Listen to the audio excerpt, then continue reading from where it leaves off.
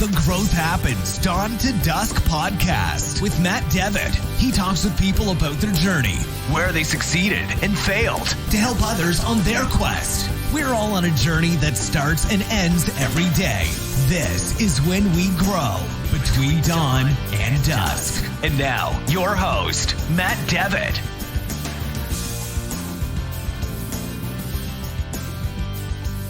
Welcome, everybody, to another edition of the Growth Happens Dawn to Dusk broadcast. I'm Matt Devitt, and I am here again to take you on a journey with an interesting person to talk to, Dr. Greg Filbeck. So, Dr. Greg Filbeck know each other. He was my capstone professor when I got my MBA from Penn State, and just an interesting guy. He's got his fingers in a lot of different cookie jars. He's extremely well published within the financial area itself. And he's also had a lot of interesting jobs along the way that we end up touching on within this podcast. So I really hope you enjoy it.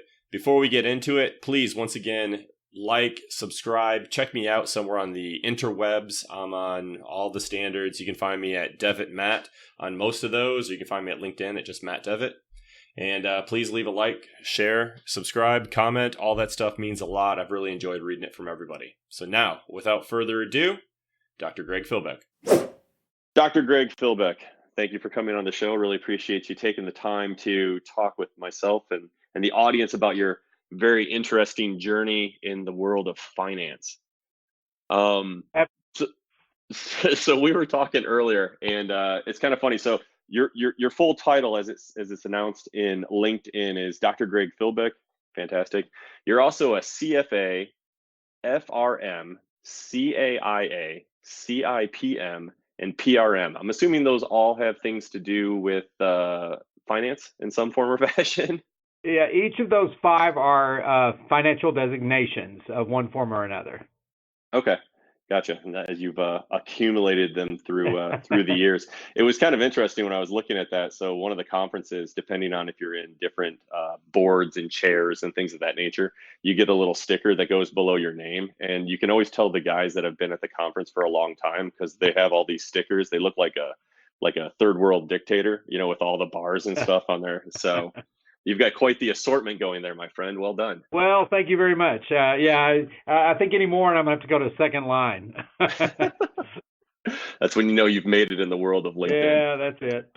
So for the audience, so Greg and I crossed paths when I was finishing up my MBA at Penn State. He was one of the professors for the capstone course and hit it off. We've stayed in contact through, social media like most people do throughout the years. And one of the things that I found really interesting, Greg, when we were talking way back in the day and looking at your LinkedIn profile completely jarred my memory and reminded me of this, was you didn't actually get your start in finance. So you were actually a geeky engineer like myself way back in the day when that was your first of many degrees that you got.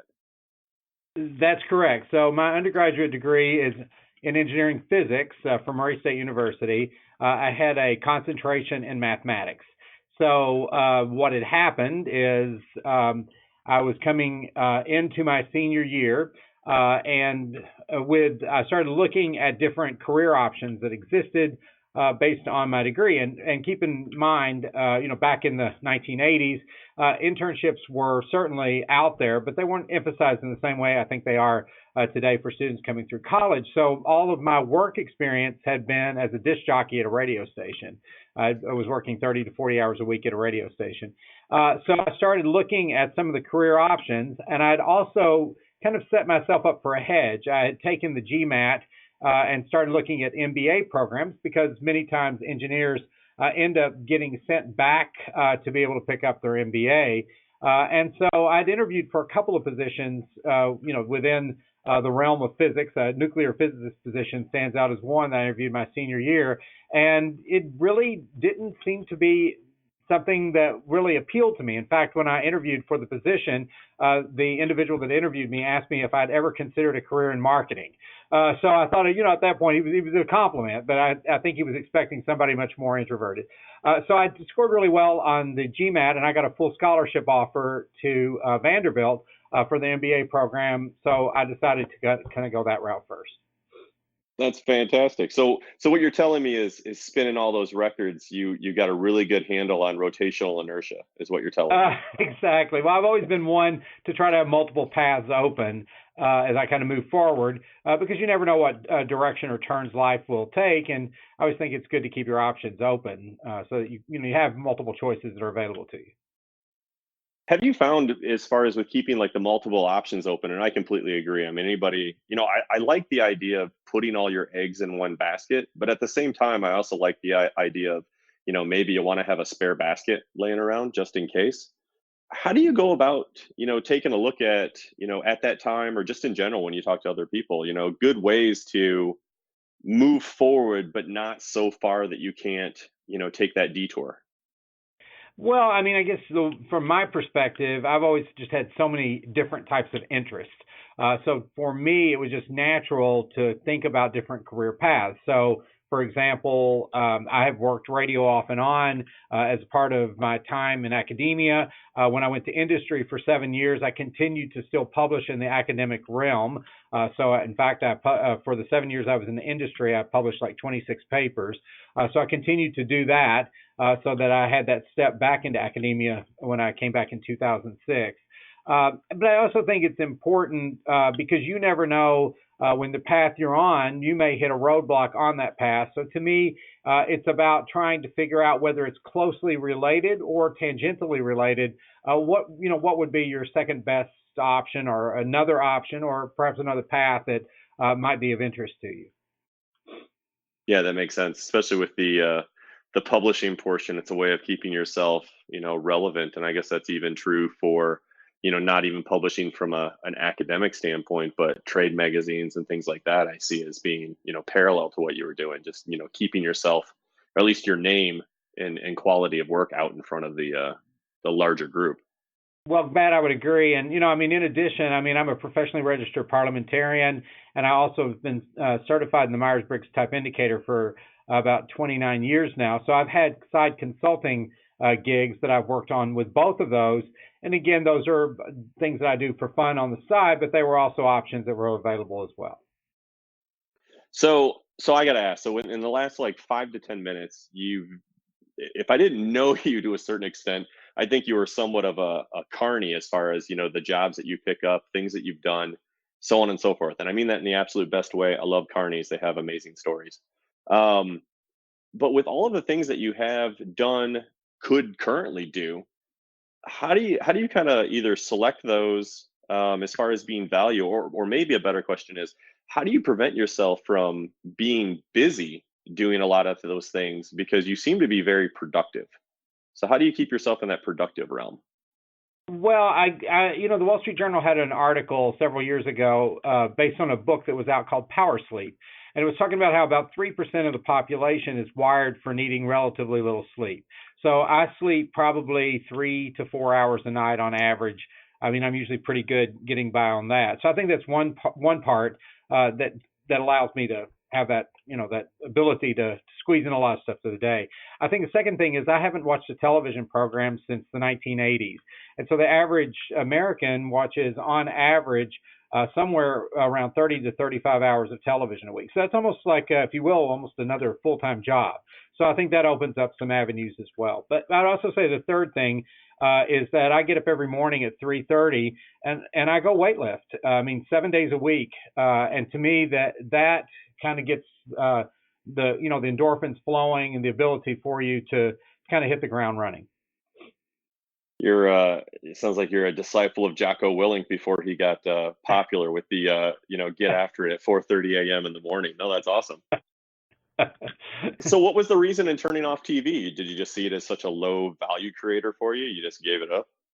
I wouldn't say that I'm, anti-television, but I think it was something that I was always so involved in community service organizations and other professional organizations and so forth. And I'm a rather large extrovert, and so I always like the interaction with people. And so it was sort of a natural progression as I went through my academic training and was heavily involved after I graduated and got out, into the community, in the workforce, in the community. A lot of people sort of resort, I think, by default to kind of coming home from work and turning on the television set. Well, I was going out and get involved in organizations. And so I met my wife, and she was also not an individual that watched television. And so it ended up being really sort of a non-decision in the fact that it was not part of either one of our lives. We raised our three boys under those same premises. We actually participated in a study in the late 1990s of households that basically didn't watch television. And, the results, I think, kind of reinforced what we already knew about how much more you can kind of squeeze into the day and the different things you're involved in.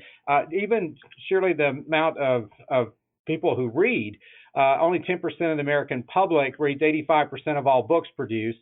And so I think when you start looking at all the research and the different pieces that are out there, although for us it was just sort of an organic decision, it gets reinforced when you kind of see, I guess what the research shows. Yeah, it's kind of interesting, I guess, from your standpoint. I mean, you can see the research, and when you're done reading it, you're like, well, yeah, like Makes sense. you're like, well, yeah, why would it not work out this way? Yeah, we're not alone. Yeah, and that completely makes sense. I mean, with and the reason I bring up the busy versus productive or productive kind of question is I think it's something a lot of people struggle with, even myself. Like when you're given two things, I have to look at it going, okay, is this something that's just going to keep me busy, or is this something that's really going to keep me productive? And it sounds like what you did is you took out some of the things that you could take as, being busy from that standpoint. So like TV in this example, and then you can fill it in with, hopefully something more productive or not something else that's considered busy work. I see it as one of those topics with people I've spoken to is, how do you keep yourself in that productive lane and not get bogged down with being busy? Yeah, and and I think there are certainly times that you go through that in life, I think where people do feel that they're overwhelmed by their tasks and so forth.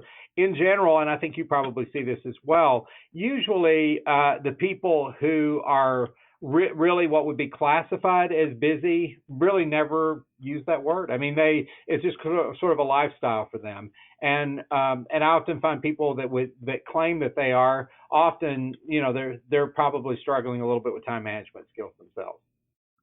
Yeah, that makes a lot of sense. That if you've already called yourself busy, you've probably already identified that there's a potential problem, and now you just don't know how to get your arms around it at that point. Yeah, absolutely. So one of the things that I've actually been very interested in, the discussions that we've had throughout the years is the number of financial books that you have authored or co-authored up to this point. And I don't know if you have the number right off the top of your head, but how many hardcover books in academia do you have your name on? Sure. So currently I have 13 books that are out there, including we had a 10-book series with Oxford University Press, we being me and Kent Baker at American University. And so that is actually part of and the books are still coming out from that series. That's part of that book total. We actually are working with several publishers with books this year. So we actually have 3 different books coming out with 3 different publishers. I have published 100 academic articles on top of that. I just had my 100th actually a couple of months ago, which was kind of very sweet moment for me because my oldest son, who's very, very talented, he's a portfolio manager down in the Joseph Group in Columbus, Greg Filbeck. It was actually with him. So he, he's in industry, but he had an interest in the topic area. So he and I and another professor basically published an article that's coming out actually in the Journal of Investing this next month. Oh, fantastic. So do you kind of feel like, was that your way of kind of passing the torch? Well, I mean, Aaron is a very talented individual. I mean, I think his path in life can go many different directions. And I, wouldn't be surprised at some point if he didn't take a turn towards academia. He's a very naturally curious person, and he certainly has lived around the academic environment, or even when I was in industry, it still had an academic flavor to it, pretty much his entire existence. So the number of books that you've written, you've been in industry, you've been in academia. What are some of the things that you see changing if we just look at academia in of itself? Like, what's something that you've seen change over the years that really surprised you? Well, I guess two things that really strike me because I was in academia for 10 years out of the doctoral program and then industry for 7, and I've been back in academia now. This is my 14th year back into academia. I think two things really stand out for me. One is the way in which technology is driving education. And I think it's staying basically in sync with what we see in terms of the younger generations and their amazing talent with technology. The other is, and quite honestly, I am shocked year after year after year at the quality of the incoming students and the types of conversations and how far ahead each year it seems like the new group of students that come in to college, how thoughtful they are, how much they think about, and how they seem just light years advancing over time. So again, it's a very exciting time to watch individuals kind of entering the college scene and listening to some of the conversations they have back and forth among themselves, which I just am blown away by, the way they think and the things that they are looking at in their lives. No, it is very interesting. That's almost counter to what you hear sometimes out there within the mainstream media about the generation coming up being somewhat introverted into their own selves. As opposed to, taking a look at what else is going on out there. So very interesting. And I would agree with the technology portion. I mean, you and I met because I was doing the IMBA program through Penn State. So yeah, I agree. Technology allowed me to, get a quality MBA program while, working for a company full time and traveling for work as well. So yeah, technology is definitely leveling that playing field. I absolutely agree with you, Matt. And, even I went back, I had a goal, I was in my late 40s at the time, and I had a goal, and I wanted to go back and get a master's degree in applied statistics. And I likewise went through Penn State and did a completely online program as well. And, it was a fantastic learning experience. And the fact that we're now able to look at some of these degrees and advanced degrees even, and to be able to do it at distance is just amazing. Agreed. Definitely gives a lot more. I guess it's nice because it allows the reach of the brick and mortar institution to go much farther than just having to be within driving distance. Absolutely. So, what topic really lights you up within the finance realm? Well, I mean, I think that probably I enjoy many different topics across finance. I assume that was going to be the answer. It's just like, spin the wheel. Well, I mean, I'm going to pick one though for you. I think that there's many different topics that are of interest, and I think part of the reason I find it appealing is because it touches so many people's lives, and it's such an important part of lives. And yet, when you look at financial literacy data and you see the number of financially illiterate individuals across the country, and in many states, the lack of support for financial literacy efforts, I think that really kind of strikes me as how important this area is. I'm intrigued, I think, most by the area of behavioral finance, and it's been a rapidly growing area over the last several years. And having even published books on financial behavior, to me, this is a very interesting area because it kind of blends the world of psychology with finance, and I've always loved areas related to psychology. So that's certainly a natural area of overlap, that I find very interesting. It sounds to me, I was talking to somebody about this last week with regards to a project that I was working on. And we kind of both looked at each other and were like, well, this thing would make a whole lot of sense if we didn't have to have people interacting with it. How much do you find within the financial realm, like what you seem to be talking about, as soon as you add the element of the human, the free will element, how much does that really take finance, which you would think, the way it's sometimes perceived in the news, is very scientific and cut and dry, and turns it into more of an art? Well, I think part of that, to answer that question, it's interesting to even see how the evolution of thought has been in terms of how we even label this type of behavior. 20 years ago, we would refer to this as basically market noise, sort of like static, if you will. And then out of that, I mean, starting the mid-'70s and then growing rapidly, I would say after the mid-1990s, is this area related to behavioral finance. And understanding, if you will, both the emotional and the cognitive biases that exist in individuals that can affect not only pricing relationships for individual securities, but can affect the market as a whole. And being able to understand that in the context of the fact that companies spend enormous amounts of sums trying to convince investors that they are good companies. Now, there's, again, often a misrepresentation, what we call representativeness bias, where individuals associate a good company with a good stock. Companies are aware of that, but I think as a part of that, you see, again, trying to get good reputations, be lauded out in the marketplace, and even, spinning news. We can use the word layoff, and it puts together a negative connotation, but if I talk about right sizing or even restructuring, I might get a more positive response. So, we certainly are susceptible psychologically to reacting based on the way something is presented. Yeah, it seems that the whole idea of brand, not even just personal equity, but the brand itself is actually taking up more of an allocation on the GL than it ever used to. At this point in time. Absolutely. Yeah, because that was always the interesting thing when I would talk with, I think you brought this up once, and then some of the other professors, what's your brand worth? And a Coca-Cola has it as goodwill, and it's a massive amount because their brand is, effectively a huge amount of their value. So it's definitely interesting how that's getting more of a focus, and how to either use, sustain, or build that brand is becoming a marketing play that's going into finance. That's very interesting. Yeah, very good point. Absolutely. So one of the other things that I found really interesting is we completely shift gears, and you have to apologize. I still don't have a good way of shifting gears when I talk with people. It's like dropping the clutch almost.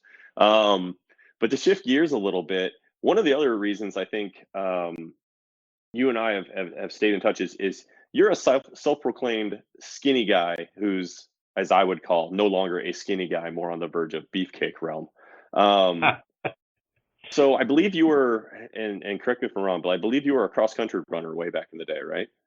Actually, I did nothing. Okay. I was just a skinny guy. Okay, so you're just a skinny guy. I think we were talking about running, and I don't know how that got into it, but skinny guy, and now you're pretty respectable as far as the slab of meat that you're carrying around right now. So if we just look at, from a dedication, or like, how did you start chipping away at that? Because you've done it. This isn't something that happens overnight, as the statement goes. So how did you kind of chip away at that goal? Well, even though I did quite well academically all through school, starting secondary school up, I was always the last individual that was selected for any sort of sporting activity. And so I think I hit a point when I was in my late 20s. I'm 6 foot tall, and I was about 150 pounds, lanky, 12-inch biceps at that point, and just, very, very, rail thin, and certainly, no muscle mass at all. So I decided to get into weightlifting. And I relate to people who talk about how intimidating it is to walk in there and think that everybody's got their eyes on you when you walk in. In actuality, most people are looking at themselves. But I got involved with it, and I think I just started ramping up over time. Over time, I connected with friends that I would begin lifting with that had more experience than me, and so it just started developing and growing over time. And then I think in this latest move, even here to Erie, I ramped it up again. And so I find over time I was just taking it to greater and greater intensity. I was learning more and more stuff in there, and so I actually about a year and a half ago, I'm now 56, but about a year and a half ago I decided I wanted to ramp it up one more time. I was asking around in town, who's the best trainer that I could possibly work with if I want to take it up a notch. At the time I was about 205 pounds. I'm lifting 7 days a week and doing cardio, 4 to 5 days a week. And so I was hooked up with this trainer, phenomenal guy, and he owns his own gym here in town.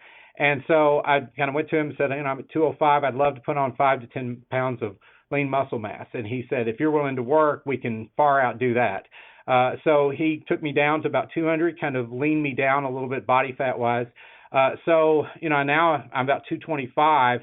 And, during that process of picking up that 25 pounds, my body fat's dropped from probably close to 17% now to between 11 and 12%.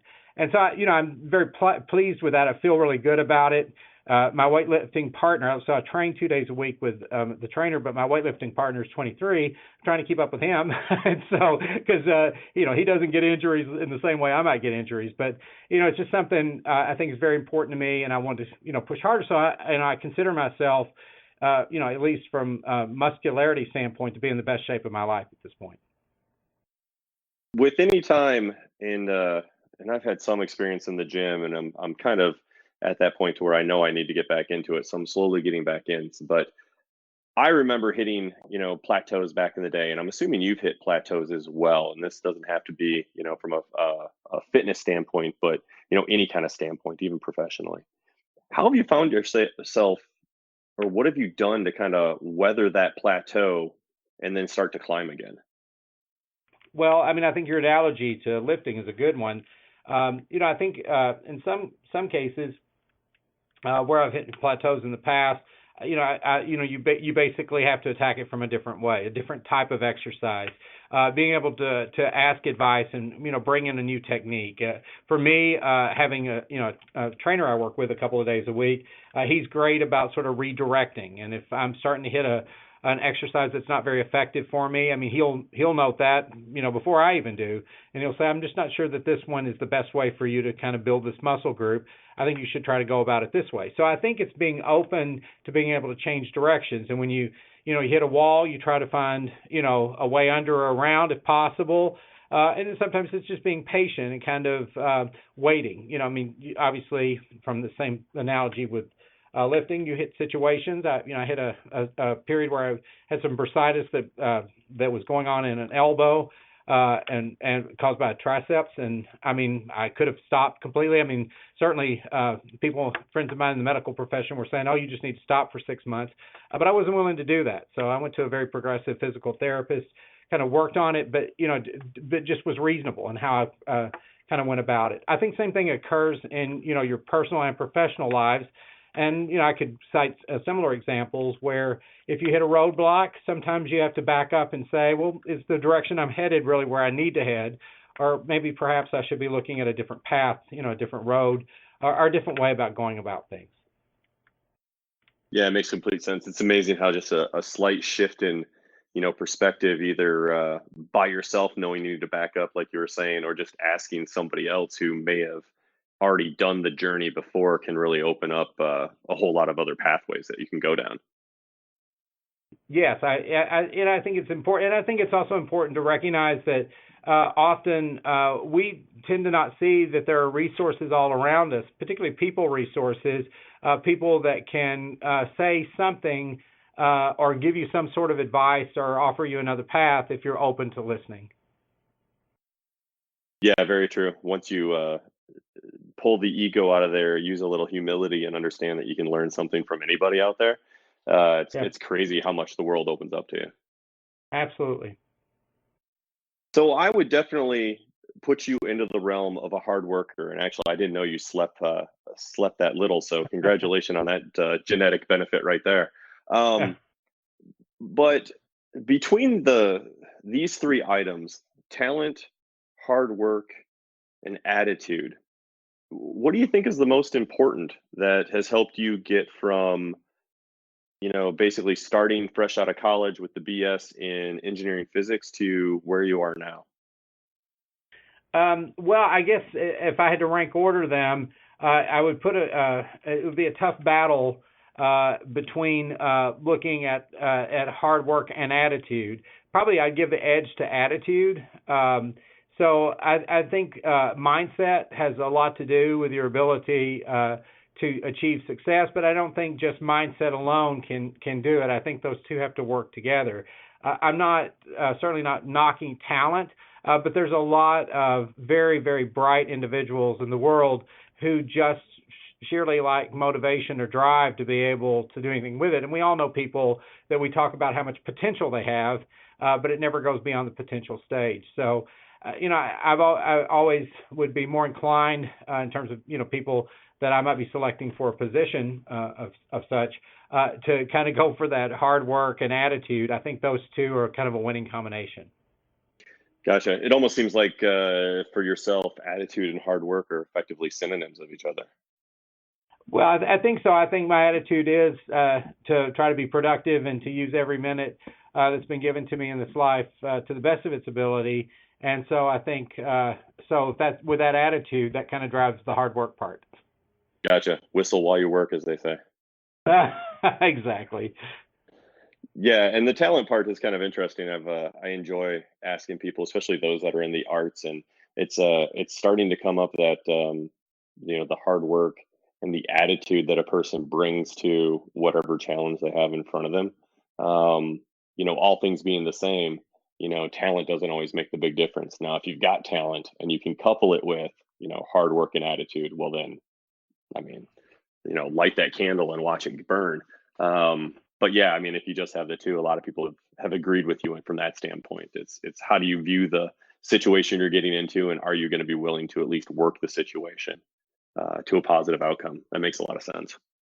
Yeah, absolutely. I think in the short run, you certainly see people that have talent, and you certainly can admire that talent. But I would totally agree with you. I think in the long run, talent alone, even though it may be admirable, and you may look at another individual and go, "Oh, I'm not as talented as they are," but talent without the other two, I think, really ends up being a non-starter. Yeah, that's true. Yeah, if you're looking at it from the are you going to be in this for a long time period, you definitely need to couple it with more than just talent. Absolutely. Yeah. Or at least I like to think, since I don't have a high level of talent in any one area, so I'm just going to keep going with hard work and attitude. Do you have any favorite quotes? So you talked about attitude and motivation, but do you have any favorite quotes that come to mind that just? Oh gosh. This is going to be a paraphrase quote, but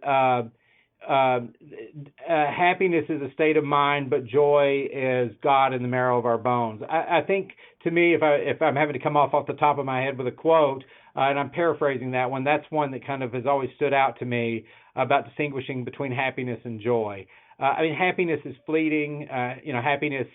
We talk about happiness. It can come and go and be more circumstantial. But again, getting back to your point about attitude, whatever it is that drives the joy in your life, I think that is a much more deeply rooted and intrinsic value that affects every aspect of your core.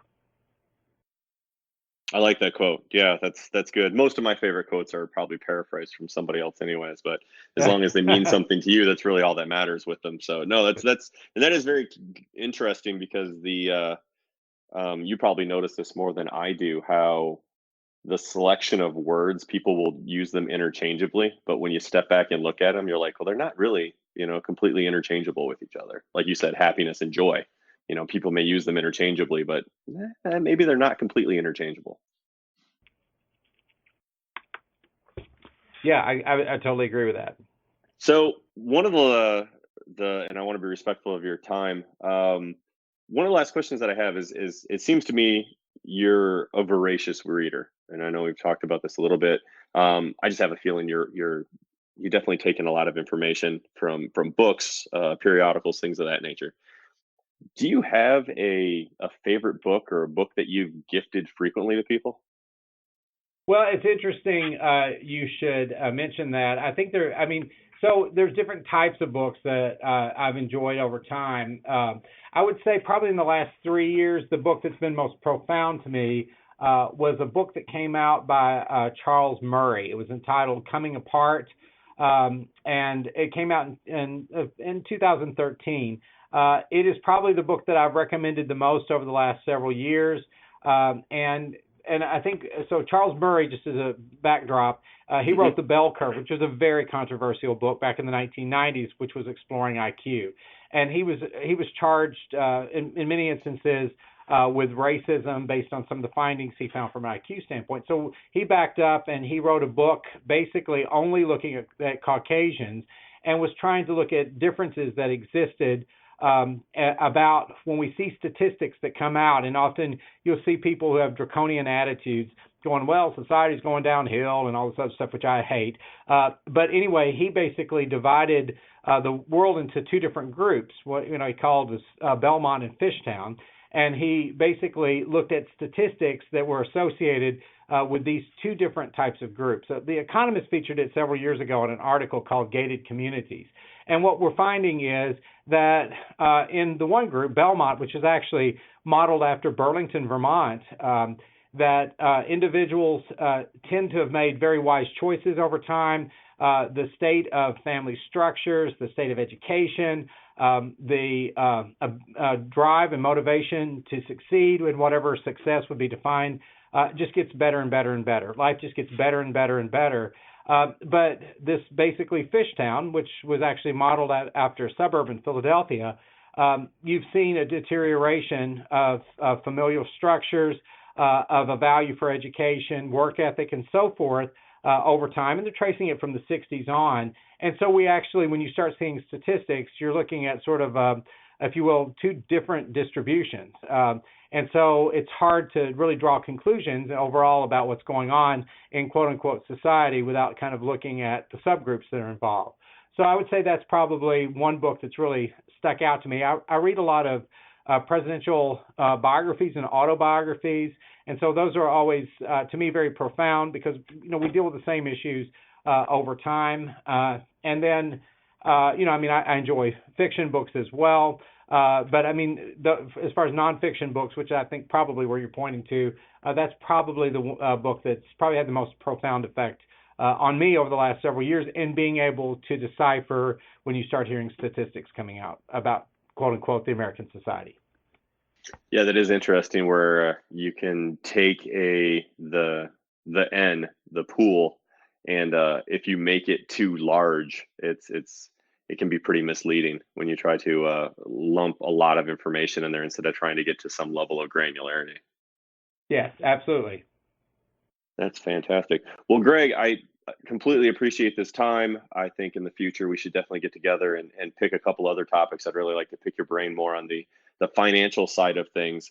If people are interested in connecting with you out there on the interwebs, where would be the best place for them to find you?